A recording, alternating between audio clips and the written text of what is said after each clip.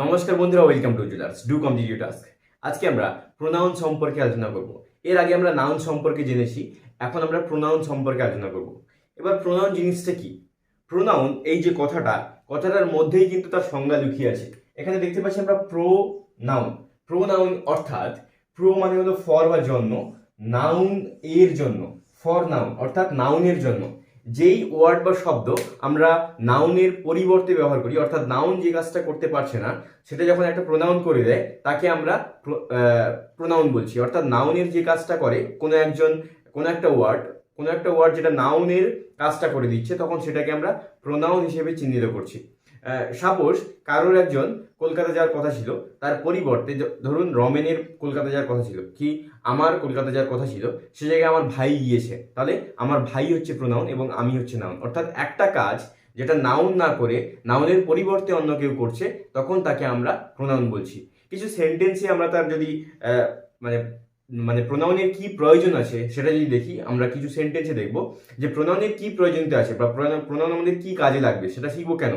যদি আমরা রোহিত সম্পর্কে বর্ণনা করি যে রোহিত একটি ভালো ছেলে, রোহিত ভালো ফুটবল খেলে, রোহিতের কাছে একটি মোবাইল ফোন আছে, রোহিত সবসময় সত্য কথা বলে, তাহলে আমরা যখন রোহিত সম্পর্কে বর্ণনা করছি তখন যদি বারবার এরকম বলতে থাকি যে আচ্ছা রোহিত একটি ভালো ছেলে, রোহিত ভালো ফুটবল খেলে, রোহিতের কাছে একটি মোবাইল ফোন আছে, রোহিত সবসময় সত্য কথা বলে, এটা কি শুনতে আমাদের খুব ভালো লাগছে বা এটা কি শুনতে ঠিকঠাক মনে হচ্ছে? আমরা তো এর পরিবর্তে কোনো শব্দ ব্যবহার করতে পারি, সেটাই হচ্ছে প্রোনাউনের খেলা। যেমন হচ্ছে রোহিত একটি ভালো ছেলে, রোহিত একটি ভালো ছেলে না বলে আমরা বলতে পারি যে সে একটি ভালো ছেলে। সাপোজ আমরা প্রথমে নামটাকে রেখে দিলাম, তারপরে কি যে সে ভালো ফুটবল খেলে, রোহিত না বলে আমরা বলতে পারি যে সে ভালো ফুটবল খেলে, তারপরে তার কাছে একটি মোবাইল ফোন আছে, কিংবা সে সে সব সময় সত্য কথা বলে। এই যে সে ব্যবহার করলাম, সেটা কার জন্য ব্যবহার করলাম? রোহিতের নামের পরিবর্তে ব্যবহার করলাম। কিংবা এই যে তার কথাটা ব্যবহার করলাম, তার কাছে একটি মোবাইল ফোন আছে, অর্থাৎ রোহিতের কাছে একটি মোবাইল ফোন আছে। কিংবা সে সবসময় সত্য কথা বলে, কে সবসময় সত্য কথা বলে? রোহিতের সবসময় সত্য কথা বলে।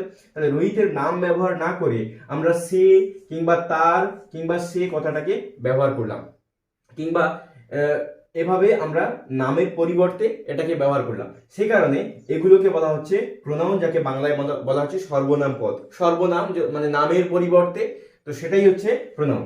এবার আমরা দেখবো যে প্রোনাউন অ্যাকচুয়ালি কি শুধু কয়েকটা হয়? আমরা যে মেইন প্রোনাউনগুলো শিখে থাকি বা কেউ আমরা প্রোনাউন সম্পর্কে জেনেছি যে আমি, আমরা, তুমি, তোমরা, সে, তারা, আমাকে, তাদেরকে, এইগুলোই মনে হয় কয়েকটা প্রোনাউন, এর বাইরে মনে হয় প্রোনাউন নেই। কিন্তু এটা কিন্তু একেবারেই নয়।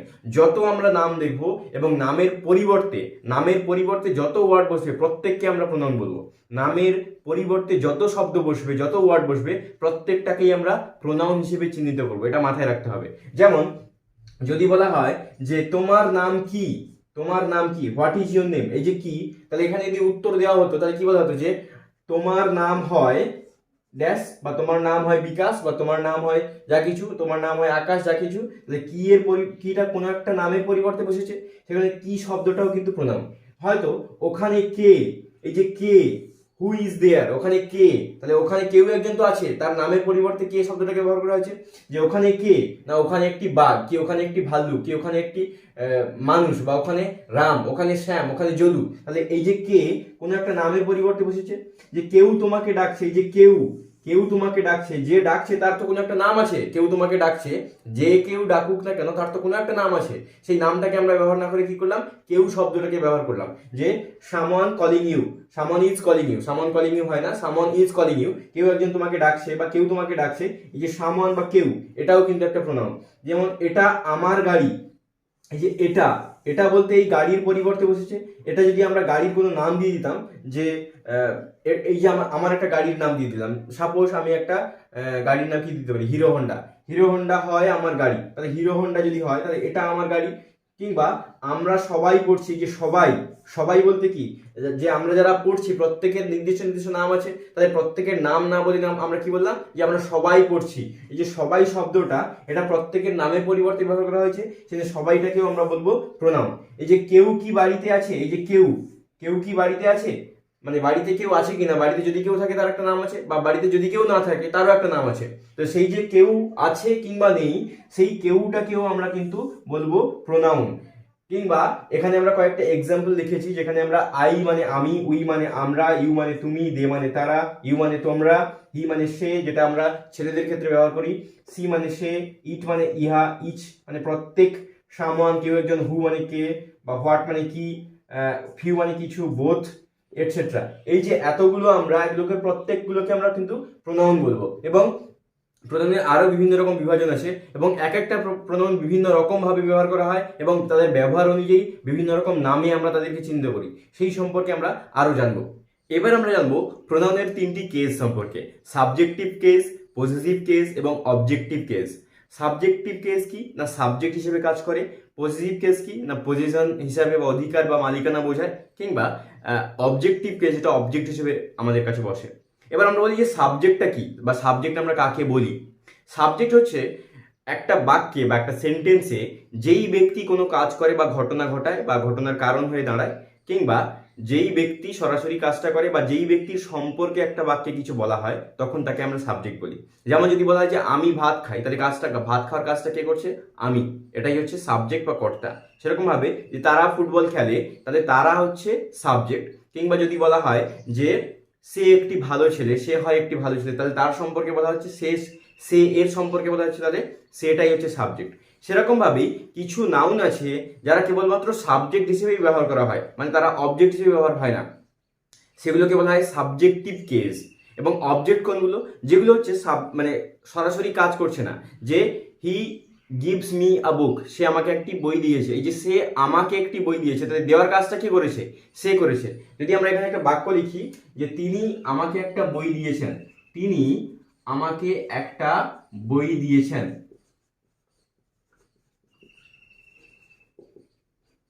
যদি আমরা এরকম লিখি যে তিনি আমাকে একটা বই দিয়েছেন, সেক্ষেত্রে তিনি কিন্তু সাবজেক্ট। এই যে দেওয়ার কাজটা, বই দিয়েছেন, বই দেওয়ার কাজটা কে করছে? তিনি করছেন, তাহলে তিনি কিন্তু সাবজেক্ট।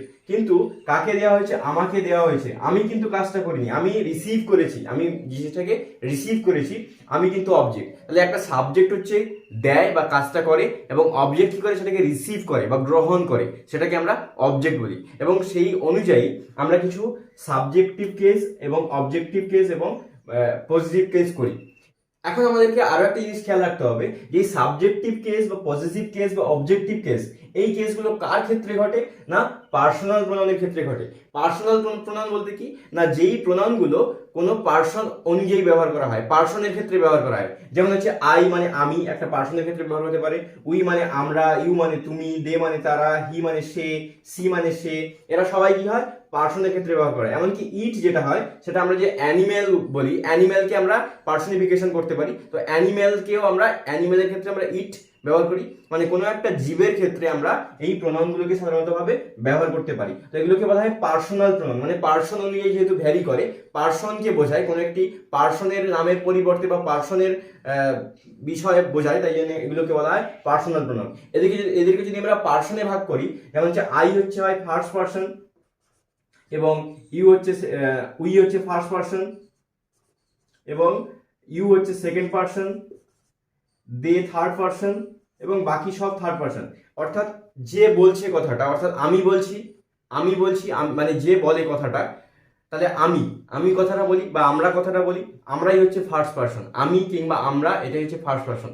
আমরা কাউকে বলছি, আমাদের সামনে কেউ আছে, সেটা হচ্ছে সেকেন্ড পার্সন।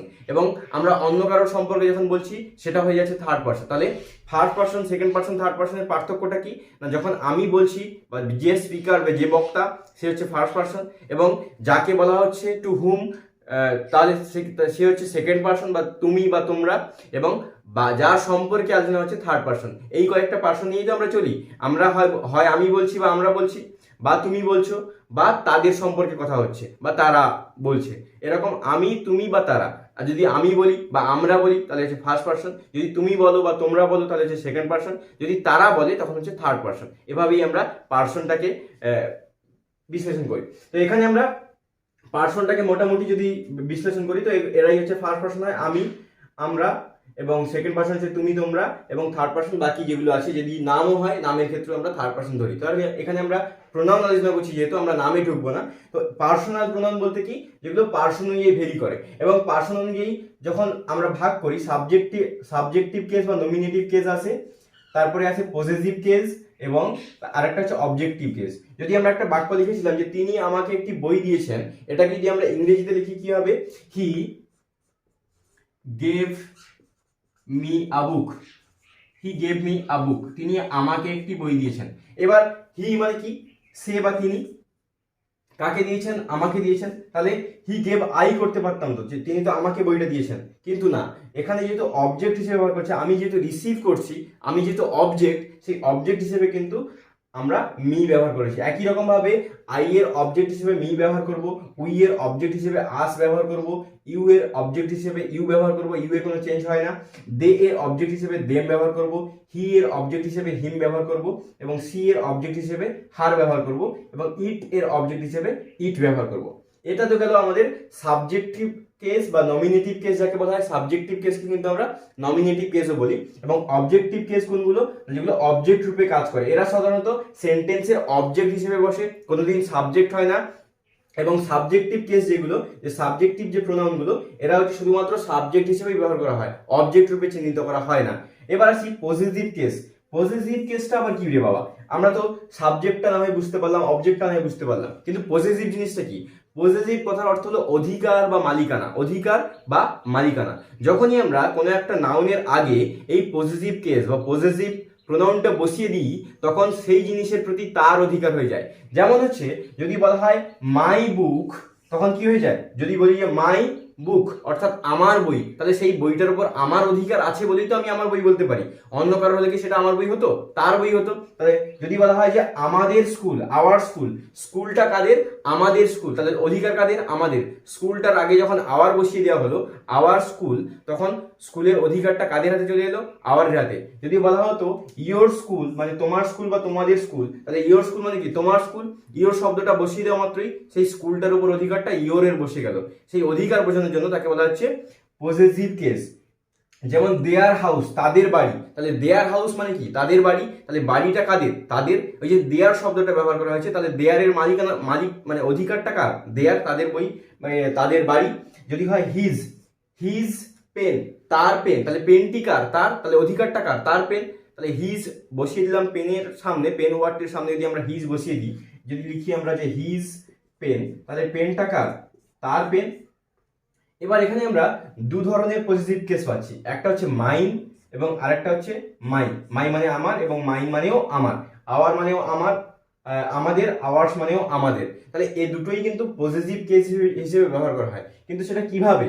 যখন আমরা দেখব যে কোনো একটি নাউনের আগে ব্যবহার করা হচ্ছে, আমরা সাধারণত কি করি?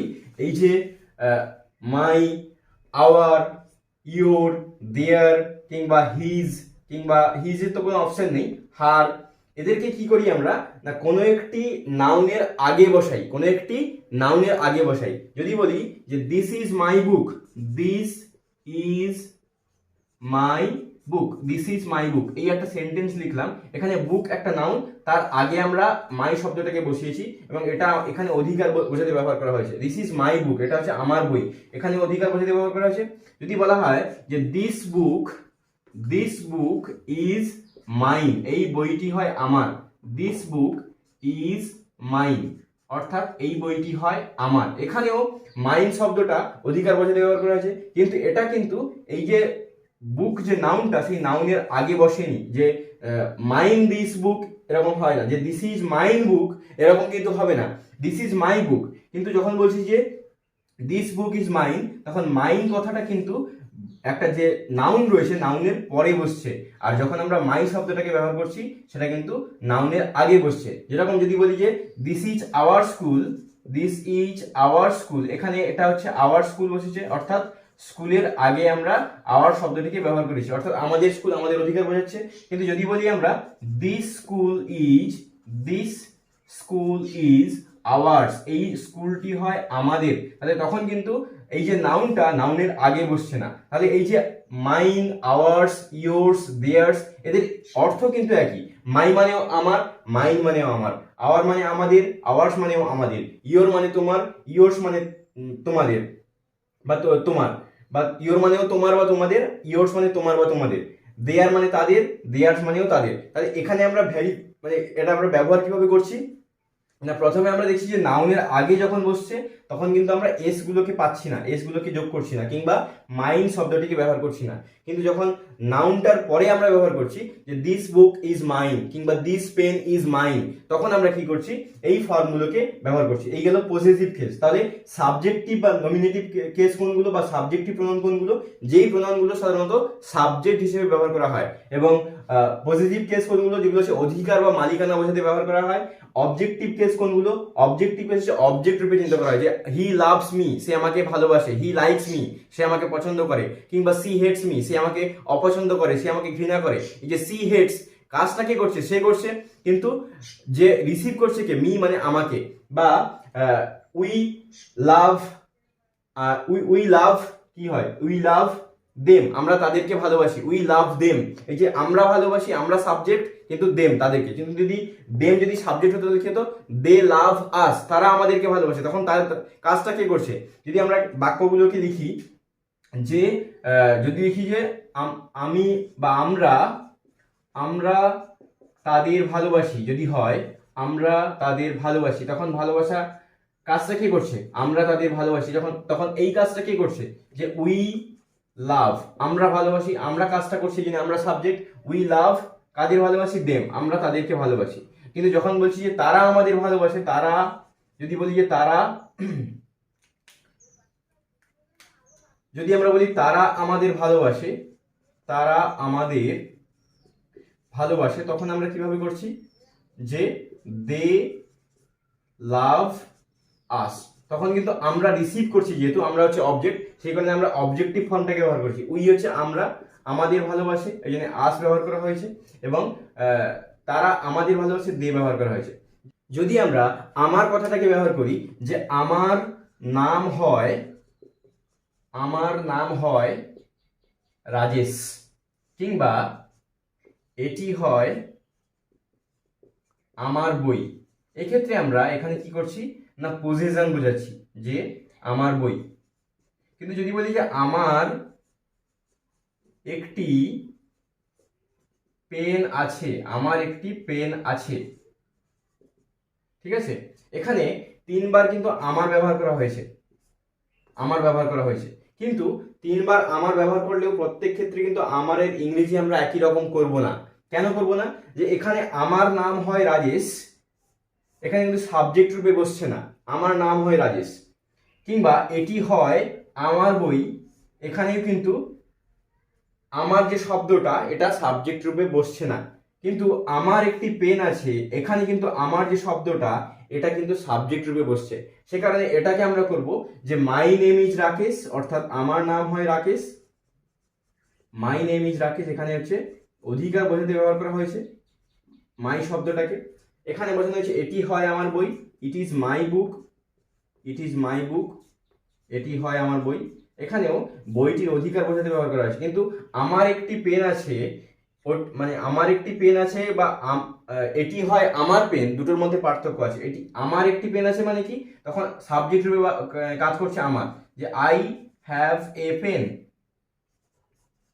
কিন্তু যদি বলি যে এটি হয় আমার পেন, তখন কিন্তু হবে ইট ইজ মাই পেন। তাহলে আমাদেরকে দেখে নিতে হবে যে কিভাবে বসছে, সাবজেক্টে বসছে না অবজেক্টে বসছে, নাকি আমরা পজিটিভ হিসেবে ব্যবহার করছি। তো সেই অনুযায়ী আমরা প্রোনাউনগুলোকে কিন্তু বসাবো। একই প্রোনাউন যেটা কিন্তু সাবজেক্টেও বসতে পারছে, আবার অবজেক্টেও বসতে পারছে। সেটা কিরকম হচ্ছে না, এই যে ইউ যে সাবজেক্ট রূপে বসতে পারছে, আবার ইউ আবার অবজেক্ট রূপে বসতে পারছে। এরকম ভাবে প্রচুর প্রোনাউন আছে যারা একই সঙ্গে 2 রকম 3 রকম ভাবে বসতে পারে, তবে তাদের আচরণগত দিক থেকে আমরা কিন্তু বিভাজন করব।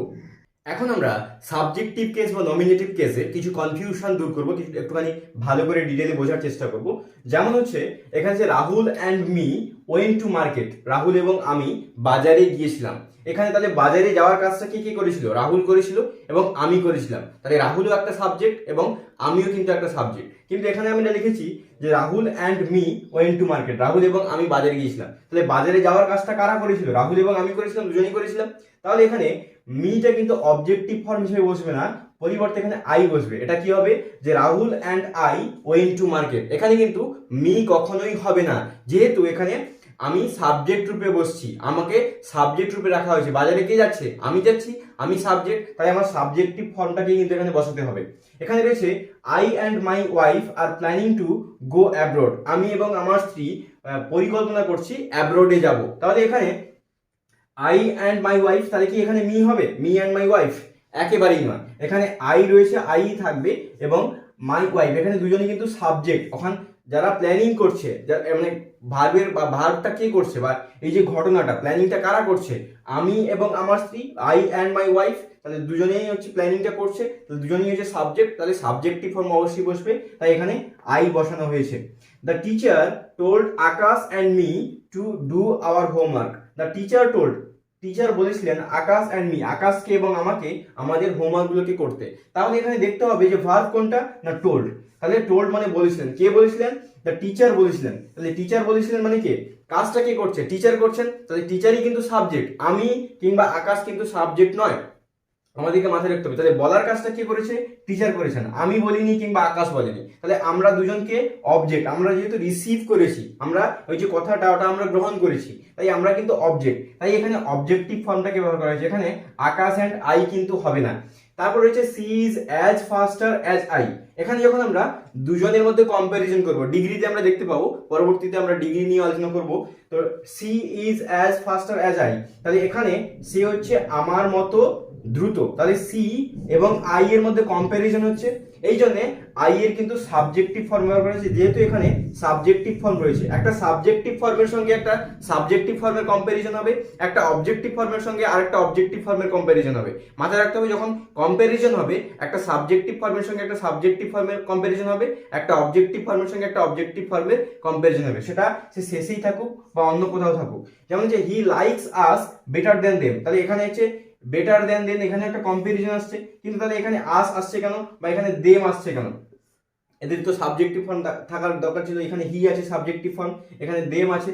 কিন্তু আমরা যখন দেখছি হি লাইকস, সে পছন্দ করে, আস আমাদেরকে, বেটার দেন দেম, তাহলে তাদের সঙ্গে আমাদের কিন্তু কম্প্যারিজন হচ্ছে, দেন আস আর দেম এদের মধ্যে কম্প্যারিজন হচ্ছে।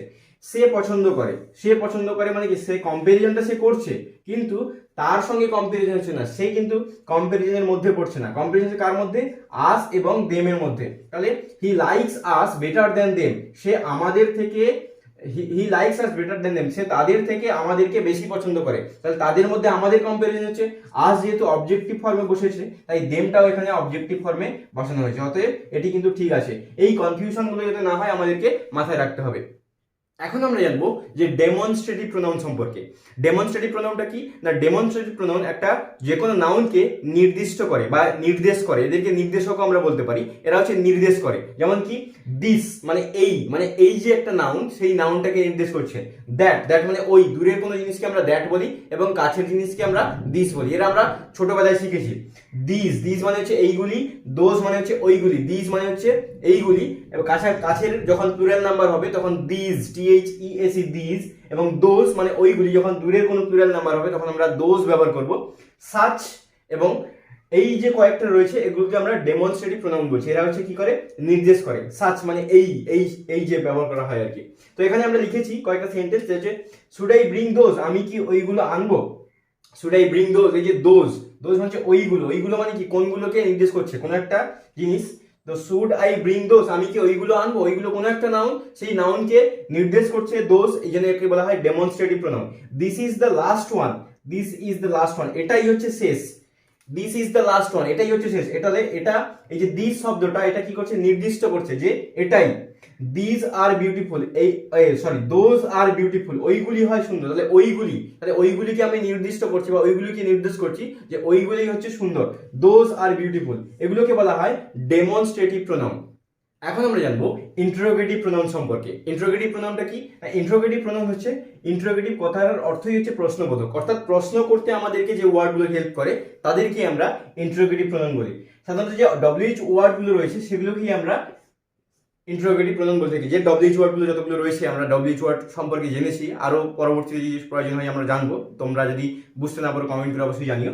তো ডব্লিউ ওয়ার্ডগুলো যেগুলো হয়, অর্থাৎ ডব্লিউ কিংবা এইচ দিয়ে শুরু হওয়া যে সমস্ত ওয়ার্ড যারা হচ্ছে প্রশ্ন করতে আমাদেরকে সাহায্য করে তাদেরকে আমরা ডব্লিউ ওয়ার্ড বলে থাকি। তো সেই সমস্ত ওয়ার্ডগুলো যারা প্রশ্ন করে যখন, তখন তাদেরকে আমরা কি বলি না ইন্টারোগেটিভ প্রোনাউন। যেমন হচ্ছে হু ইজ ইউর ফ্রেন্ড, কে হয় তোমার বন্ধু। এবার আমার বন্ধু একজন থাকতে পারে যে বিপ্লব ইজ মাই ফ্রেন্ড বা রমেন ইজ মাই ফ্রেন্ড হতে পারে। তো রমেনের পরিবর্তে কিংবা বিপ্লবের পরিবর্তে আমরা হু কথাটাকে ব্যবহার করেছি। What do you want for a meal, তুমি খাবারের জন্য কি চাও। এই যে হোয়াট মানে কি চাও, এই যে হোয়াট মানে মিলের জন্য আমরা তো কিছু একটা চাই, কোনো একটা জিনিস তো চাই, সেটা রাইস হতে পারে কিংবা ব্রেড হতে পারে, যা কিছু হতে পারে। তো সেটার পরিবর্তে আমরা হোয়াট শব্দটাকে ব্যবহার করেছি। তাই হোয়াট হচ্ছে ইন্টারোগেটিভ বা প্রশ্ন করা হচ্ছে বলে ইন্টারোগেটিভ প্রোনাউন। যে হুম ডু ইউ ওয়ান্ট, কাকে তুমি চাও। এই যে তুমি কাকে চাও, যাকে হোক, যে কোনো একজন ব্যক্তিকে তার একটা নাম থাকবে, যে আমি রমেনকে চাই কি আমি সুমনকে চাই, তাহলে হুম ডু ইউ ওয়ান্ট, কাকে তুমি চাও। এই যে হুম শব্দটা এখানে কি করা হয়েছে, প্রশ্ন করা হয়েছে যে কাকে তুমি চাও কোনো একটা নামের পরিবর্তে, তাই এটাকে বলা হচ্ছে ইন্টারোগেটিভ প্রোনাউন। তাহলে ইন্টারোগেটিভ প্রোনাউন সম্পর্কে আশা করি ক্লিয়ার হয়েছে যে যেই প্রোনাউনগুলো আমাদেরকে প্রশ্ন করতে হেল্প করে, যেই ডব্লিউ ওয়ার্ডগুলো আমাদেরকে প্রশ্ন করতে হেল্প করে, তাদেরকে আমরা ইন্টারোগেটিভ প্রোনাউন বলি। এখন আসবো আমরা রিলেটিভ প্রোনাউন সম্পর্কে। রিলেটিভ কথার অর্থ কি, সম্পর্ক। রিলেটিভ কথার অর্থ কি, সম্পর্ক। সাধারণত দুটো ফ্রেজকে যুক্ত করে, দুটো ওয়ার্ডকে যুক্ত করে যে ওয়ার্ডগুলো, তাদেরকে আমরা রিলেটিভ প্রোনাউন বলে থাকি। তবে এখানে একটা সংজ্ঞা দেওয়া রয়েছে যে বাক্যে অবস্থিত একটি নাউনের সম্পর্কে নতুন তথ্য যোগ করে এমন যে ওয়ার্ডগুলো, যে কোনো একটা নাউন রয়েছে বাক্যে বা কোনো একটা প্রোনাউন রয়েছে, তাকে তার সম্পর্কে নতুন তথ্য যোগ করছে। যেমন কি, যে দ্য ম্যান, ওই যে মানুষটি, হু is wearing a black shirt, যে হচ্ছে একটি জামা পরে আছে।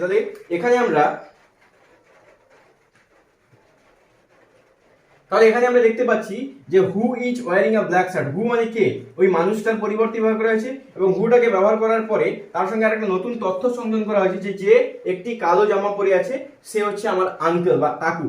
This is the place where I lived, this is the place, এই যে জায়গাটা, এই জায়গাটার সঙ্গে সম্পর্ক করে কি করা হয়েছে সংযোজন, যে আমি বাস করতাম, যে আমি এই জায়গাটাতেই বাস করতাম। হোয়ার কথাটার মাধ্যমে বোঝানো হয়েছে। হোয়ার মানে কি, কোথায়, যে এটাই হচ্ছে সেই জায়গা যেখানে আমি বাস করতাম। তাহলে হোয়ার শব্দটা দিয়ে নতুন তথ্য সংযোজন করা হয়েছে, এবং হোয়ারটা এই জায়গার পরিবর্তে ব্যবহার করা হয়েছে। যেমন হচ্ছে the shirts that I bought were nice, এই যে জামাটা যেটা আমি কিনেছিলাম সেটা ছিল খুব সুন্দর। মানে যেই নাউনটা তার সঙ্গে সঙ্গেই একটা প্রোনাউন বসিয়ে তাকে নির্দেশ করা হচ্ছে। যেমন হচ্ছে এই যে দ্য ম্যান, তার পরিবর্তে কিন্তু এই প্রোনাউনটাকে ব্যবহার করছে সেই মানুষটি, কিংবা এই যে জায়গাটার পরিবর্তে আবার বসানো হয়েছে যে এটাই সেই জায়গা যেখানে আমি বাস করতাম, এটাই হচ্ছে সেই জামা যেটা আমি কিনেছিলাম সেটা ছিল সুন্দর। দ্য শার্ট দ্যাট আই বট, এই যে জামাটা যেটা আমি কিনেছিলাম সেটা ছিল সুন্দর। তাহলে এখানে দ্যাট শব্দটা দিয়ে যোগ করা হয়েছে। তাহলে হোয়ার যখন দেখছি আমরা নতুন তথ্য সংযোজন করছে, অর্থাৎ হ্যাঁ বাচক বাক্যে বসছে, তখন কি হচ্ছে সেটা না রিলেটিভ প্রোনাউন হিসেবে ব্যবহার করা হচ্ছে। আবার হোয়ার যদি আমরা প্রশ্ন করি, এখানে যদি প্রশ্ন করতাম যে হোয়ার ডু ইউ লিভ, কোথায় তুমি বাস করো, তখন কিন্তু সেটা হয়ে যাবে ইন্টারোগেটিভ প্রোনাউন। তাহলে একই ওয়ার্ড যেটা রিলেটিভ প্রোনাউন হিসেবে ব্যবহার হতে পারে, আবার ইন্টারোগেটিভ প্রোনাউন হিসেবে ব্যবহার হতে পারে তাদের কাজের ভিত্তিতে। এখন আমরা যে বিষয়টি নিয়ে আলোচনা করবো সেটা হচ্ছে রিফ্লেক্সিভ প্রোনাউন এবং ইন্টেন্সিভ প্রোনাউন। রিফ্লেক্সিভ প্রোনাউন এবং ইন্টেন্সিভ প্রোনাউন, এদেরকে চেনার উপায় হচ্ছে এদের সঙ্গে সাধারণত সেলফ কথাটি বা সেলফস কথাটি যুক্ত থাকে, সেলফ কিংবা সেলফ কথাটি যুক্ত থাকে। প্রথমে আমরা দেখি যে রিফ্লেক্সিভ প্রোনাউন এবং ইন্টেন্সিভ প্রোনাউনগুলো কিন্তু একই রকম দেখতে না। এখানেও হিমসেলফ আছে, এখানেও দেমসেলফ আছে, এখানেও হিমসেলফ আছে, এখানে মাইসেলফ রয়েছে। মাইসেলফ আবার রিফ্লেক্সিভ প্রোনাউনও হতে পারে। এবার এখানে হিমসেলফ রয়েছে, এখানে হিমসেলফ রয়েছে। তাহলে আমরা বুঝবো কি করে যে কোনটা রিফ্লেক্সিভ প্রোনাউন এবং ইন্টেন্সিভ প্রোনাউন। প্রথমে আমরা জানি যে রিফ্লেক্সিভ প্রোনাউনটা কিভাবে হয় বা রিফ্লেক্সিভ প্রোনাউনটা আমরা কিভাবে করি। এখানে দেওয়া রয়েছে যে সাবজেক্ট ও অবজেক্ট একই ব্যক্তি। প্রথমে আমরা রিফ্লেক্সিভ প্রোনাউন জানার আগে আমরা জানি যে রিফ্লেক্ট মানে কি বা রিফ্লেকশন মানে কি। রিফ্লেকশন মানে কি, আমরা প্রতিকৃতি বা আমরা যখন আয়নায় দেখি তখন আমাদের রিফ্লেকশনটাকে আমাদের দেখতে পাই, আমাদের যে রিফ্লেকশন পড়ে আমাদের আয়নায় তখন আমরা সেটাকে দেখতে পাই। অর্থাৎ রিফ্লেক্সিভ প্রোনাউন হচ্ছে না যে যার সঙ্গে ঘটনাটা ঘটছে সেটাই হচ্ছে রিফ্লেক্সিভ প্রোনাউন। যার সঙ্গে ঘটনাটা ঘটছে, যার উপরে ঘটনাটা ঘটছে সেটাই হচ্ছে রিফ্লেক্সিভ প্রোনাউন। কিন্তু যখন ইন্টেন্সিভ প্রোনাউন যাব আমরা, ইন্টেন্সিভ প্রোনাউনের ক্ষেত্রে কি হবে না সেই লোকের সঙ্গে ঘটনাটা ঘটছে না, যে পার্সন সেই পার্সনের সঙ্গে ঘটনাটা ঘটছে না। এবার আমরা সেন্টেন্সের সঙ্গে উদাহরণটা দেখব। এখানে রয়েছে সাবজেক্ট ও অবজেক্ট একই ব্যক্তি। যেমন হচ্ছে হি কিল্ড হিমসেলফ, সে তাকে নিজেকে মেরে ফেলেছিল। তাহলে নিজেকে মেরে ফেলা মানে কি, তার সঙ্গেই ঘটনাটা ঘটেছে। হি যে মেরেছে সে হিমসেলফ মানে কাকে মেরেছে, হিমসেলফ তাকেই মেরেছে, কিংবা দে হার্ট দেমসেলস, তারা নিজেদেরকেই আঘাত করেছিল, তাহলে দে এর সঙ্গে ঘটনাটা ঘটেছে, দেমসেলস মানে কাদের সঙ্গে ঘটনাটা ঘটেছে, হার্ট করেছে কাদেরকে, দেমসেলসকে। কিন্তু আই টোল্ড মাইসেলফ, আমি নিজেকে বলেছিলাম, তাহলে মাইসেলফ কাকে বলেছিল, আমাকে বলেছিল, বা আই টোল্ড মাইসেলফ আমি নিজেকে বলেছিলাম। তাহলে এখানে যে ঘটনাগুলো ঘটছে সেখানে বক্তার নিজের সঙ্গে ঘটনাটা ঘটছে, হি এর সঙ্গেই কিন্তু ঘটনাটা ঘটছে। হি কিল্ড হিমসেলফ মানে মেরে ফেলেছে কাকে, হি কে। দে হার্ট দেমসেলফ তারা তাদেরকে মেরে ফেলেছে। আই টোল্ড মাইসেলফ সে হচ্ছে নিজেকে মেরে ফেলেছে, তাহলে আই টোল্ড মাইসেলফ আমি আমাকে নিজেকে মেরে ফেলেছি, মানে আমার সঙ্গেই ঘটনাটা ঘটেছে, হি এর সঙ্গেই ঘটনাটা ঘটেছে। কিন্তু যখন আমরা ইন্টেন্সিভ প্রোনাউন যাচ্ছি তখন কিন্তু আমরা অন্য কোনো নাউন বা প্রোনাউনের উপর গুরুত্ব আরোপ করছি। সেটা কিরকম, রহিম ওপেন দ্য ডোর হিমসেলফ, রহিম নিজে তো দরজাটা খুলেছে, রহিম তো খুলেছে নিজে, রহিম ওপেন হিমসেলফ মানে নিজে তো খুলেছে, কিন্তু কি খুলেছে, দ্য ডোর দরজাটা খুলেছে। এবার দরজাটা নিশ্চয়ই রহিমের শরীরে ছিল না, দরজাটা রহিম থেকে সম্পূর্ণ আলাদা। রহিম যে কাজটা করেছে সেটা কার সঙ্গে করেছে, রহিম কিন্তু কাজটা করেছে দরজার সঙ্গে কাজটা করেছে, ওই জন্য এটাকে বলা হচ্ছে ইন্টেন্সিভ প্রোনাউন। এটা আবার বলছি যে I wash my clothes myself, আমি জামা কাপড় নিজেই পরিষ্কার করেছি, তাহলে মাই ক্লোথস পরিষ্কার করেছি, তাহলে জামা কাপড়গুলো কিন্তু নিজের সঙ্গে নেই, নিজের শরীরে জামা কাপড় থাকে না, তাহলে ঘটনাটা কার সঙ্গে ঘটছে, জামা কাপড়ের সঙ্গে ঘটছে। জামা কাপড় কাচা হচ্ছে কিন্তু সেটা কে কেচেছে, সে নিজেই কেচেছে। কিন্তু এখানে যে ঘটনাটা ঘটছে তার সঙ্গে নিজের সঙ্গে কিন্তু ঘটনাটা ঘটছে, যে হি কিল্ড হিমসেলফ সে নিজেকে মেরে ফেলেছে। দে হার্ট দেমসেলফ তাহলে ঘটনাটা কার সঙ্গে ঘটছে, দে এর সঙ্গে ঘটছে। আই টোল্ড মাইসেলফ ঘটনা কার সঙ্গে ঘটছে, আমার সঙ্গে ঘটছে, আমি নিজেকে বলেছি।